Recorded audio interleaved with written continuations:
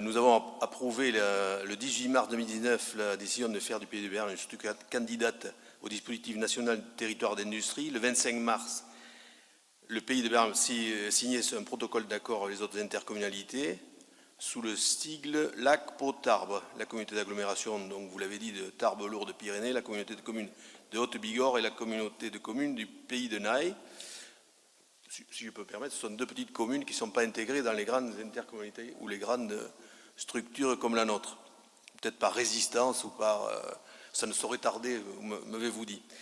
Les territoires d'industrie bénéficieront d'un accompagnement personnalisé de 1,360 milliard d'euros.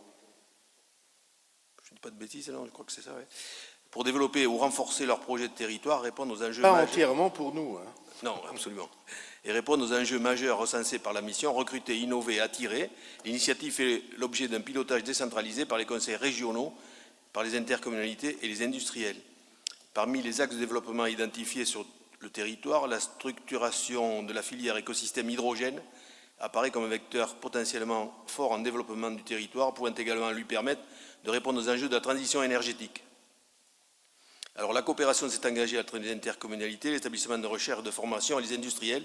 Tous estiment opportun qu'une étude technico-économique soit menée pour vérifier la pertinence du développement de cette filière.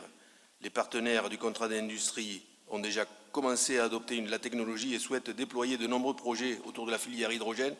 Alors la première étant le fameux Phébus, Monsieur le Président, le projet hydrogène vert sur le bassin de Lac. Des projets de recherche fondamentale et appliquée ont également été recensés. De plus, des entreprises du territoire comme Terega et Alstom sont déjà des acteurs reconnus dans le domaine et ont besoin d'hydrogène pour leurs procédés industriels. Si vous permettez, je rajouterai même Air Liquide.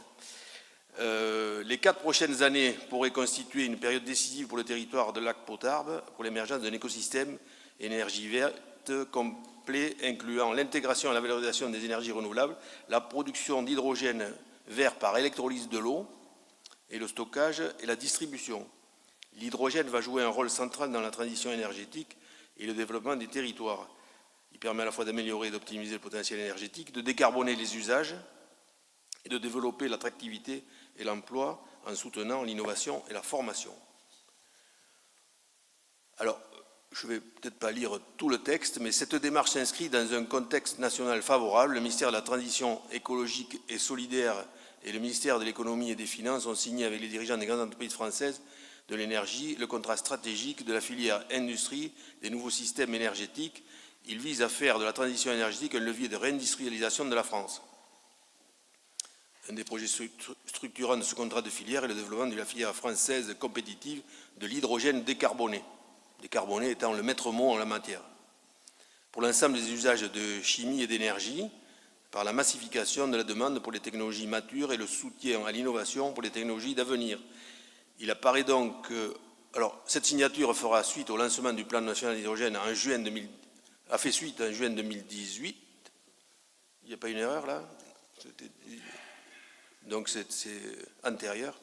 Il apparaît donc opportun de faire réaliser une étude technico-économique dont les objectifs seraient les suivants. Premièrement, évaluer la pertinence et la faisabilité du développement d'une filière hydrogène sur le territoire. Ça me paraît évident, peut-être pas besoin d'une étude pour faire ça, mais bon, néanmoins il faut le quantifier. Identifier le rôle qu'elle jouerait pour permettre d'accélérer la transition énergétique, de soutenir le développement économique et l'attractivité, d'être source d'innovation, de permettre le développement des compétences et de l'emploi, de définir une stratégie de développement. Au regard de ces éléments, il vous appartient de bien vouloir approuver le projet de faire réaliser une étude technico-économique en respectant les règles de la commande publique et d'approuver un plan de financement qui pourrait être celui-ci. Alors les financeurs publics seraient donc partenaires, territoires d'industrie, banque des territoires et des régions, 70%, à savoir sur un total de 100 000 euros, à savoir 70 000 euros. La communauté d'agglomération de Tarbes-Lourdes-Pyrénées, 10%, à savoir 10 000 euros. Et autofinancement via les contributions des communautés de communes de la Cortèze et de la communauté d'agglomération de Pau-Béarn-Pyrénées à hauteur de 20 000 euros. Le tout pour un total, donc, comme je viens de le dire, de 100 000 euros. Et d'autoriser le président à signer tous les documents afférents à cette procédure. J'ajouterai que il s'agit ici de l'exercice d'une compétence à la carte que nous avions initialement souhaité pouvoir exercer, chacun selon nos besoins ou nos volontés, différemment peut-être d'autres intercommunalités. Mais si d'autres intercommunalités veulent s'y associer, il n'y a aucun problème à cet égard.